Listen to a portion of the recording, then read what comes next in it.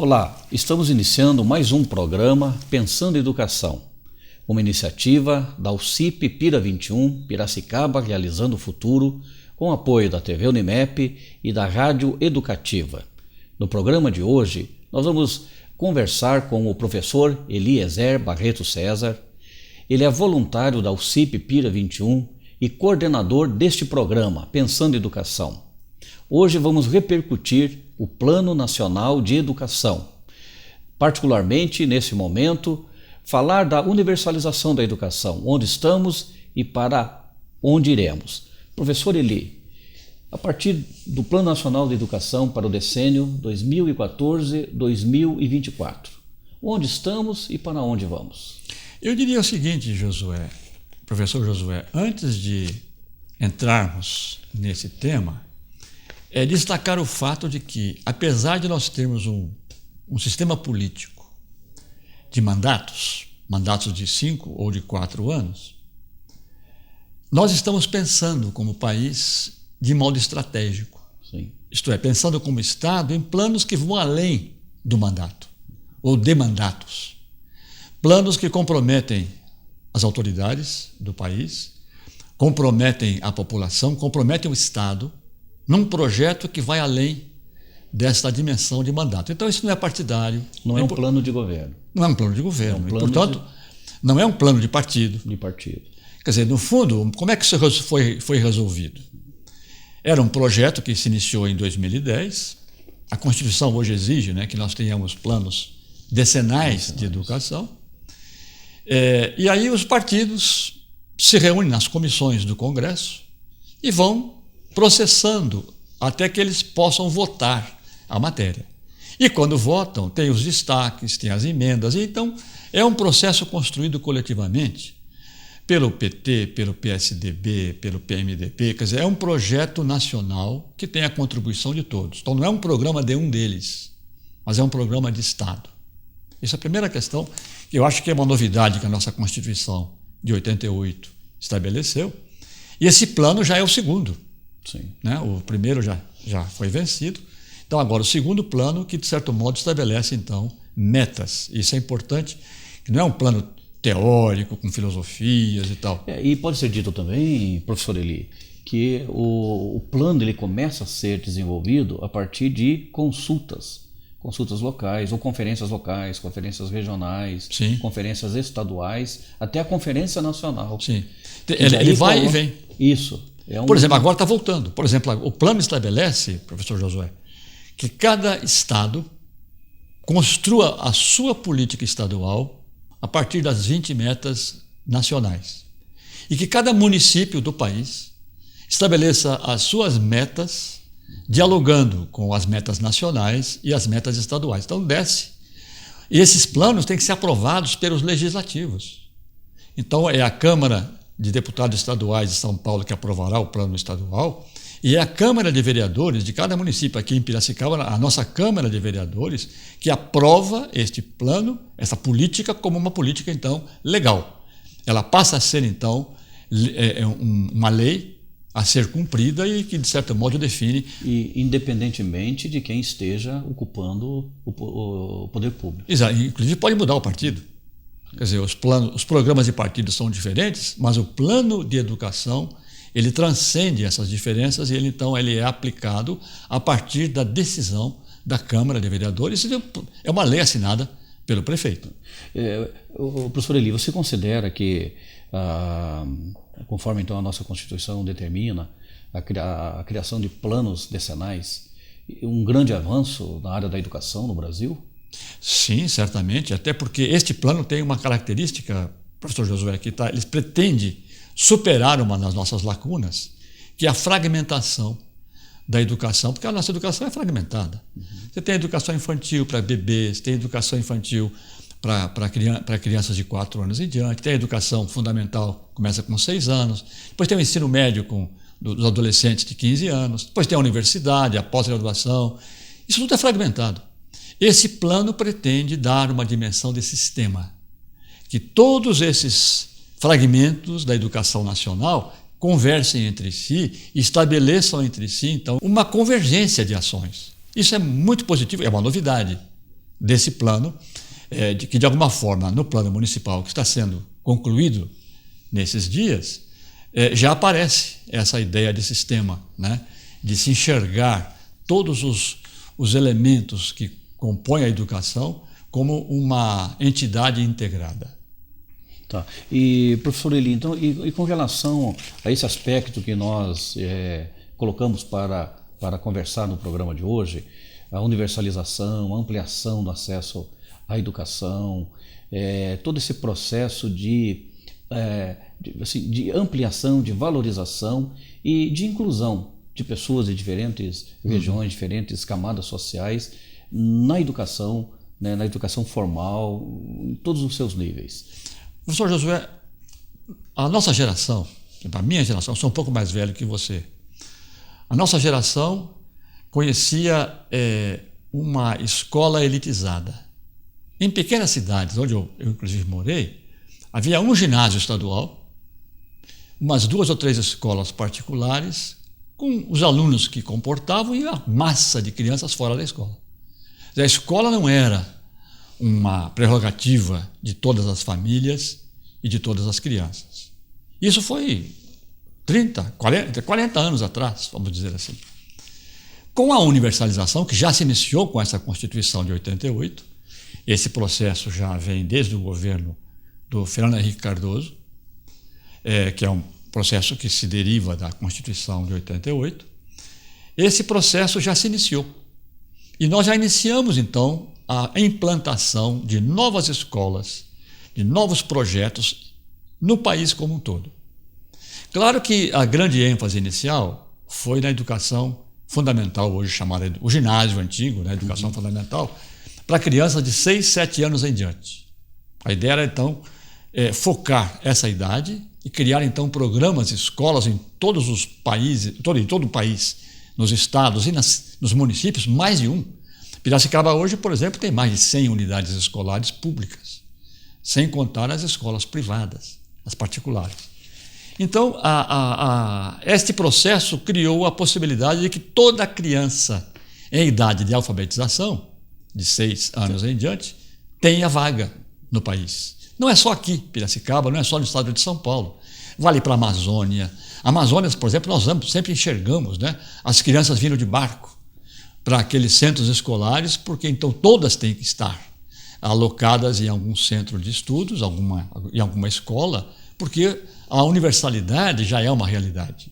Sim. Então, eu diria assim que onde nós estamos hoje, eu estou aqui com o plano decenal, né? Na questão, então, da educação infantil, que é a novidade, a educação infantil, quando eu cheguei em Piracicaba em 1980, não havia creches, ou haviam poucas creches.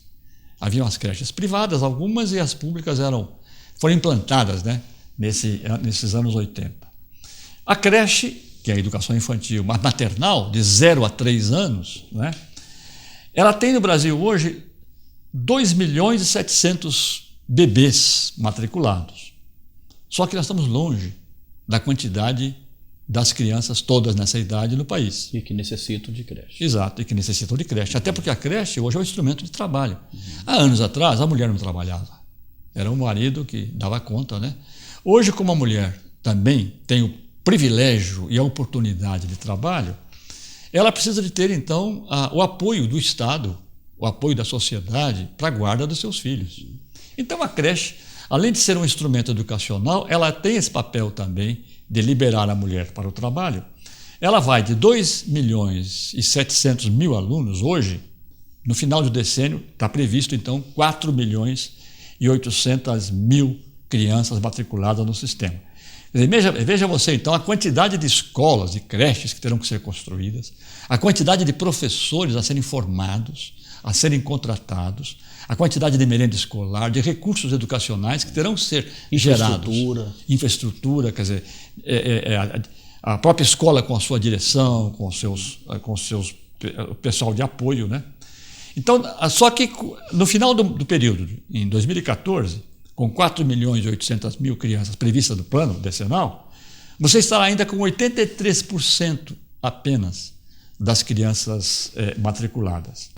Nós estamos, então, dizendo, professor Josué, que Os bebês de creche hoje são 2.700.000 e vão para 5.400.000 alunos.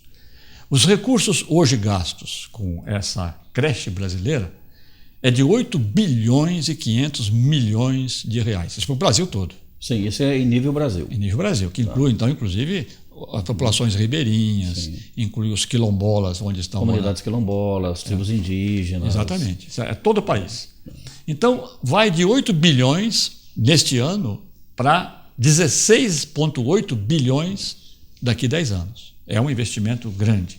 Na pré-escola, que é de 4 a 5 anos, aí nós estamos já bem adiantados. Nessa atividade, por exemplo, em Piracicaba, nós já estamos com 100% das crianças de 4 e 5 anos na educação infantil. Claro que, em termos de país, nós sairemos de 4.800.000 crianças matriculadas. Veja que é mais do que o Uruguai, né? O Uruguai tem 1.800.000. Isso aqui são 4.800.000 crianças de 4 e 5 anos. Vai para 5.800.000 para atender 100% dessa população. E se gasta hoje 10 bi, vamos gastar 17 bilhões, né, no final do período. Isso explica, então, que a universalização que está acontecendo, ela exige planejamento, ela exige definição de locais de construção de edifícios de educação, terrenos que têm que ser definidos, terrenos que, de certo modo, sejam bem alocados para que as populações, como em Piracicaba, né, as escolas estão cada vez mais próximas das famílias. As crianças, em geral, podem vir a pé. Sim, porque não as precisa escolas do transporte coletivo. Exato, você começa a facilitar essa operação e a escola fica, inclusive, parte do patrimônio daquele bairro, né? Para todos os efeitos. Então, isso aqui é a universalização da educação infantil de bebês de 0 meses, né? De 0 ano até 3, e depois a pré-escola de 4 e 5 anos. Esses são números assim que, de certa maneira, impressionam. Sim. Porque mostram a quantidade de crianças que nós já temos hoje na escola, na creche, na educação infantil, e a possibilidade de que outras mais ingressem. Sim, inclusive isso indica que esse plano não é um plano filosófico, sim, com intenções, né? Não, o plano tem metas concretas, ele pretende alcançar essas metas que vão ser medidas, né, ao longo do período. Aí então as câmaras de vereadores, os congressos deveriam acompanhar esse processo e com recursos. Há recursos previstos. São recursos que foram aprovados, eu diria assim a você, numa negociação difícil no Congresso, mas recursos que já são empenhados. Não é orçamento, porque o orçamento é do ano, né? Sim. Mas são empenhos, sim, oficiais, formais, já definidos em Congresso, para que então os governos de todas as ordens, né, todos os níveis, federal ao municipal, possam contribuir, possam entrar com a sua parte, né, nesta operação. E talvez aí esteja um dos grandes avanços do Plano Nacional de Educação, sim, que é, ao universalizar a educação, ela o faz de uma maneira democrática, alcançando todos os recantos do nosso país. Exato. Não são algumas cidades, alguns estados. É o Brasil como um todo, que, referenciados pelo Plano Nacional de Educação, vão desenvolver os seus planos municipais, os planos estaduais e possibilitar que as famílias, de fato, exerçam o seu direito, né, de ter a escola, e a escola boa, a escola próxima da sua casa para a educação dos seus filhos. E você destacou bem, professor Josué, é um direito do cidadão, da família, mas também da criança. O cidadão de 2 anos, de 1 ano, né, tem o direito a essa educação, o direito a essa escola. Embora, então, seja um patrimônio do Estado, o edifício e tudo mais, na verdade, você é patrimônio do povo. Isso é patrimônio do Estado brasileiro, das populações brasileiras. De maneira que, então, espera-se que essas escolas sejam bem tratadas, bem cuidadas, que haja orgulho do bairro em ter aquela escola como um patrimônio que lhe pertence. Né? Certo. Professor Eli, nós vamos para um intervalo. Nós estamos repercutindo no programa de hoje o Plano Nacional de Educação, mais especificamente a universalização que o plano propõe para todo o Brasil, todos os estados, todos os municípios, num grande avanço e numa grande conquista da sociedade brasileira com relação às metas propostas pelo Plano Nacional de Educação. Voltamos logo mais para a continuidade do nosso programa.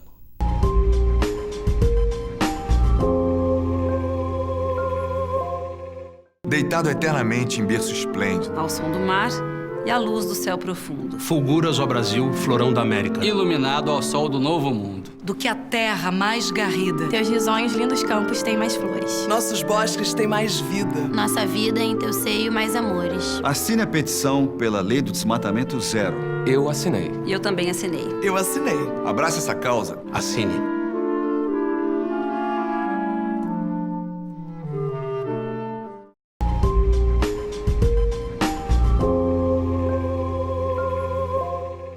Nós retornamos com o programa Pensando Educação, uma iniciativa da UCIP Pira 21, Piracicaba Realizando o Futuro, com apoio da TV Unimep e da Rádio Educativa, hoje repercutindo o Plano Nacional de Educação 2014-2024, conversando com o professor Eliezer Barreto César, voluntário da UCIP Pira 21, coordenador do programa Pensando Educação, falando nesse momento sobre a universalização.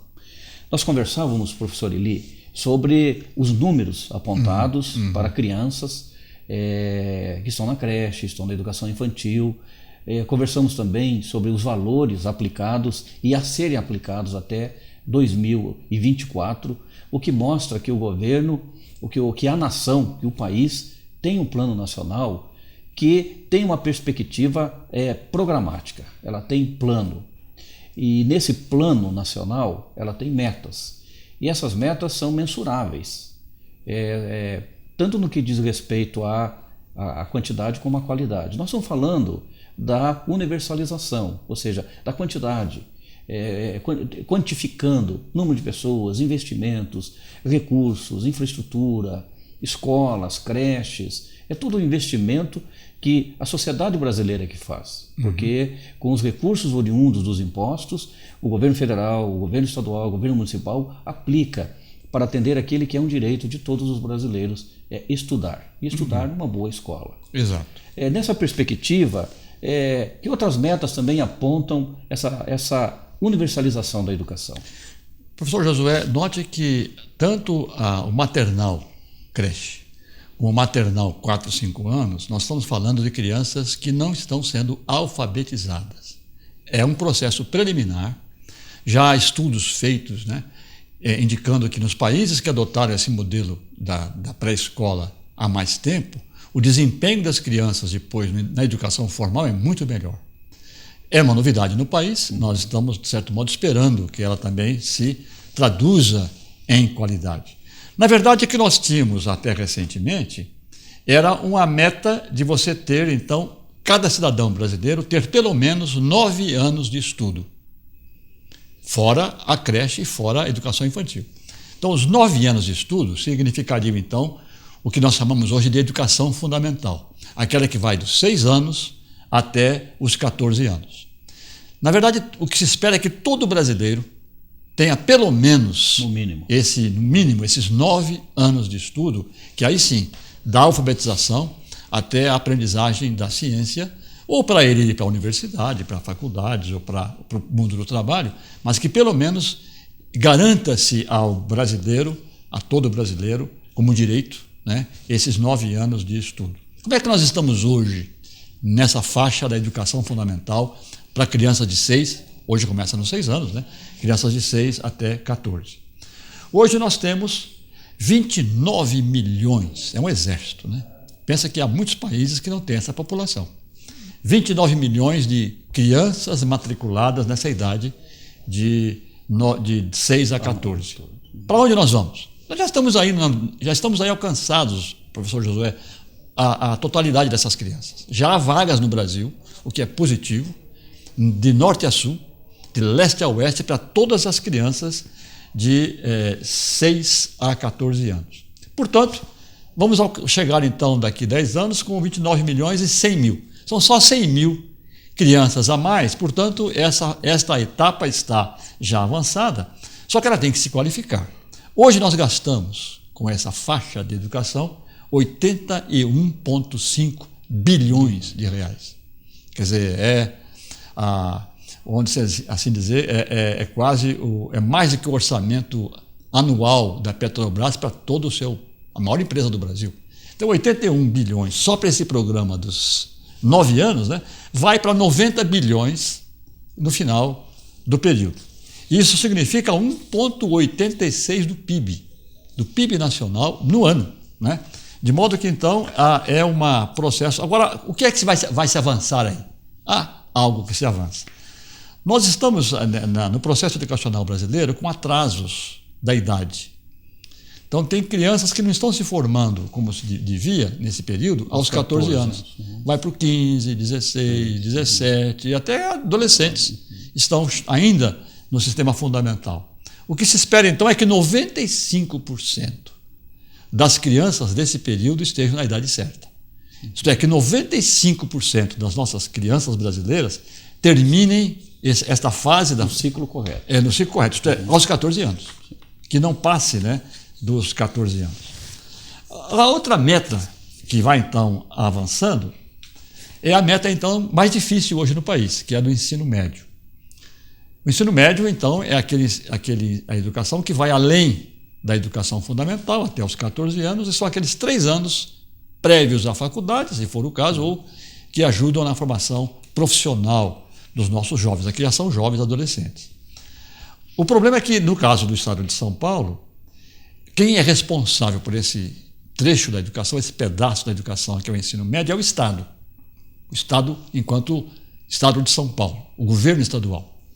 O município está envolvido com as outras fases. É o ensino fundamental 1 e 2. 1 e 2 e maternal. Essa seria a tarefa do município, que vai também devagar adquirindo esses recursos, construindo esses recursos para atender, então, 100%, né, da população envolvida. Aqui nós temos um problema que é já a pouca presença, a pouca capacidade dos pais de definirem o que os filhos farão. Aos 15 anos, a criança pode ser rebelde e nem sempre os pais conseguem com que ela siga o programa de estudos. Tanto que há muito jovem fora da escola nesse período. Sim. Temos vaga, temos as escolas, mas os jovens não se interessam, né, por esse tipo de... Por esse desafio. É onde ocorre o maior índice de evasão. Inclusive. Hoje no Brasil. Inclusive. E, lamentavelmente, esse jovem, né, esse adolescente que se evadiu da escola, acaba ficando na rua. Ele não quer trabalhar também. Quer dizer, se ele não opta pela escola, que é um trabalho, ele seria um trabalhador educativo, como aluno. Ele nem a escola, nem o trabalho. Quer dizer, fica na ociosidade. Fica na ociosidade. E aí você sabe que tudo pode ocorrer, né? Ele pode ser vítima de todas as sortes não de desafios, né? Mas vamos pôr assim, em termos religiosos, de tentações, né?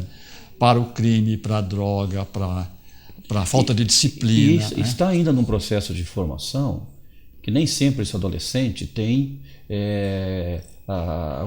a condição emocional, psicológica de fazer uma avaliação, de ter o devido discernimento. Exato. Sobre propostas, sobre possibilidades que lhes são apresentadas. E veja, Josué, que é uma oferta que não custa. É o Estado que se responsabiliza pela merenda, pelo pagamento dos professores, pela construção das bibliotecas, das salas de pesquisa. Quer dizer, a família não tem custo. É admirável que, apesar disso, ainda existam jovens que cospem, né? Se recusam.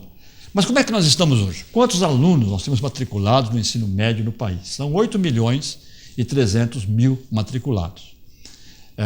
Como são só 3 anos, né? Lá nós temos 9, então 26 milhões. Aqui, como são apenas 3, são 8.300.000.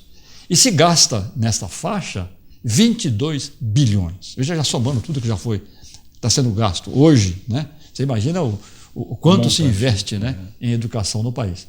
Como é que será em 2014? 2024, obrigado. Será 32 bilhões de gasto, porque então nós vamos sair de 8 para 10 milhões de alunos. A ideia é, então, essa. Agora, aqui é muito mais difícil o aluno terminar o curso ensino médio aos 17 anos, que é a idade ideal, é a idade requerida para esta idade. O que é que então a lei prevê? que pelo menos 85% dos alunos que estão matriculados no ensino médio, eles terminem esse curso aos 17 anos, na idade certa. Então, esta é o principal desafio, diria você, dessa etapa da universalização do ensino médio. Acontece que nós não temos só crianças normais, crianças com todas as condições e com toda a sua efetiva saúde para a educação. Nós temos aqui as crianças que têm deficiências, crianças que não enxergam bem, ou que não se locomovem, né? Ou até as crianças com grande potencial acima da média dos seus colegas. O Estado também se responsabiliza por tentar universalizar esta faixa populacional que é grande. Não é? Antigamente você escondia os seus filhos com déficits, com deficiências. Hoje a proposta das políticas públicas, né, é o contrário. Né? É o contrário. Que eles participem, inclusive, da escola regular. Exatamente, da escola regular, porque não estejam escondidos num canto. Exato, porque eles vão participar da vida regular. Então, se eles vão trabalhar, eles vão ter as suas atividades na sociedade como um todo, por que então separá-los na fase educacional? Pode ter casos extremos, se recomenda isso, mas em geral o que se espera é que essas crianças com déficits de várias ordens, né, estejam no ensino regular. E aí ocorre uma dupla inclusão, que é a inclusão da criança, da pessoa com deficiência na escola regular, mas a inclusão da escola e da sociedade no mundo da pessoa deficiente. Nós estamos descobertos, eu tenho feito aqui muitas entrevistas nessa faixa, e o que é interessante, professor Josué, é que talvez quem mais se aproveita deste processo educativo são as crianças saudáveis, que aprendem a conviver na sociedade com colegas com problemas, para acolhê-los, para integrá-los e para não ter aquele preconceito que nós cultivamos muito em sociedade do diferente. O diferente nós rejeitamos, nós excluímos da sociedade. Então, o processo inclusivo da educação, que você já citou, né, que inclui o pobre, o que não tem, inclusive com deficiência alimentar, ele tem a merenda na escola, né? E, de certo modo, esse processo é um processo que já indica uma nação civilizada, que presta atenção, que acolhe, né, o diferente, aquele que então tem dificuldades excepcionais. Eu descobri que aqui em Piracicaba há algumas escolas que são sobrado, né, que tem então um segundo piso. Eu pergunto, tem elevador? Tem. Hoje você tem que ter as condições de mobilidade para todos os alunos e professores daquela comunidade. É a novidade que você não tinha. Alguns anos atrás, né? Eu estudei na minha escola com escadas, né? Subindo escadas, porque você não tinha essa preocupação e essa política de inclusão do excepcional. Quantos alunos, pode ser impressionante, professor Josué, quantos alunos nós temos no país hoje nessas condições? É quase 1 milhão. São 843 mil alunos em condições de dificuldades excepcionais matriculados no sistema. E eles custam mais, porque para eles tem que ter o braille na escola, para ele poder ler, se ele é cego, né, ler o texto então em braille. Para o surdo-mudo tem intérprete de Libras. Exatamente, a linguagem de Libras. São recursos que hoje estão se esparramando, né? Estão se ampliando em todo o sistema educacional do país. Se gasta, então, com esses 843 milhões de alunos, 3 bilhões e 700 milhões de reais. Qual é o limite para esses próximos 10 anos, para 2014? É você ter todos esses alunos, então são 2 milhões e 200 mil alunos, que se prevê que nas nossas estatísticas, então estão muito fora da escola, muitos fora do sistema, que integrem o sistema até 2014, que haja de fato a inclusão, a universalização. E vivenciem a plena cidadania. Exatamente. E claro que esse aqui é um custo muito alto, quer dizer, nós vamos gastar 10 bilhões daqui a 10 anos nesse processo de inclusão dessas crianças com deficiência. E você sabe que essas crianças trabalham, todos os estabelecimentos industriais e comerciais do país, por lei, eles têm a cota de funcionários. Com deficiência. E você vai no Pão de Açúcar, essas empresas públicas que têm muitos funcionários, você vai encontrar lá vários desses jovens, né? Há um caixa no nosso Pão de Açúcar aqui em Piracicaba que ele não é deficiente, mas ele tem um déficit, né, evidente. Está no caixa. Ele é muito perfeito, agora ele é lento. E eu percebo que cada vez que a turma chega naquele caixa, a tendência nossa já estou com pressa. Né? Professor Eli, nosso programa está chegando no final, mas acho que é importante aqui destacar que nesse primeiro momento de repercussão do Plano Nacional de Educação, aqui no programa Pensando Educação, a universalização está posta como meta, como conquista da sociedade brasileira. E todos nós precisamos juntar as nossas forças para cumprir as metas que aí estão, que você foi apontando em termos numéricos, quantidade de pessoas, recursos. Isso mostra que há todo um processo de desenvolvimento educacional no nosso país. Nós queremos agradecer a tua colaboração, as tuas considerações no programa de hoje e convidar as pessoas que nos assistem e que nos ouvem que continuem nos acompanhando. É o programa Pensando Educação, no site tvunimep.com.br ou por e-mail tvunimep@unimep.br. Você pode conseguir mais informações, ver outros programas, assistir no canal 13 da NET e na Rádio Educativa. Você vai ouvir, ver e acompanhar o programa Pensando Educação, uma iniciativa da UCIP Pira 21 com apoio da TV Unimep e da Rádio Educativa. Até o próximo programa.